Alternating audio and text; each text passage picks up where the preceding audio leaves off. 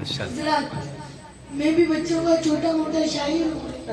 बच्चों को ज़हन में रख कर उन पर नज़में लिखने की कोशिश करता हूँ। एक नज़म पेश है।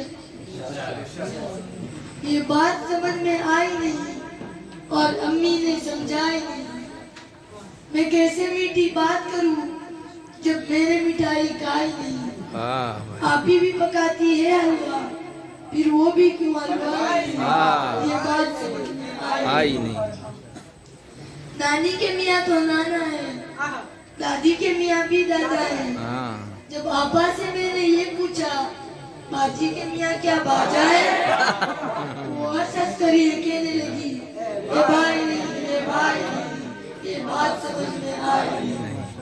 जब नया महीना आता है तो बिजली का बिल आ जाता है, हालांकि बादल बेचारा ये बिजली मुफ्त बनाता है।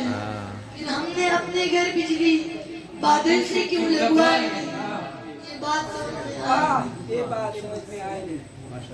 अगर बिल्ली शेर की खाला है तो फिर हमने उसे क्यों पाला है। क्या शेर बहुत नालायक है, खाला को मार डाला है। या जंगल के राजा के यहाँ क्या मिलती थी मलाई, ये बात समझ में आई नहीं। क्यों लंबे बाले बालू के, क्यों उसकी टिंड कराई नहीं। क्या वो भी गंदा बच्चा है या उसके अबू भाई नहीं। ये उसका हेयर स्टाइल है या जंगल में कोई नाई नहीं, ये बात समझ में आई।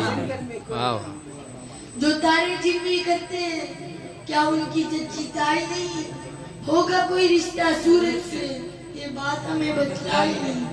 ये चंदा कैसा मामा है जब अम्मी का वो भाई नहीं, ये बात समझ में आई। एक और नजर पेश है। कल बाजार में भैया शाफी पीने आए ठंडी काफी, एक दो पैकेट बिस्किट खाए, ठूस गए 2 दर्जन टाफी। आलू छोले खाकर बोले बर्फी 1 किलो है काफी। अम्मी जी की बात न मानी, अब्बू से की वादा खिलाफी। ऐसा खटका पेट का मटका, गुड्डू का भी हाल सुना है, दूध पिए न अंडे खाए। फल तरकारी एक न भाए, उससे मैं बस ओट चबाए। देख के दस्तरखान पे मछली पाँव पटकते भागे जाए।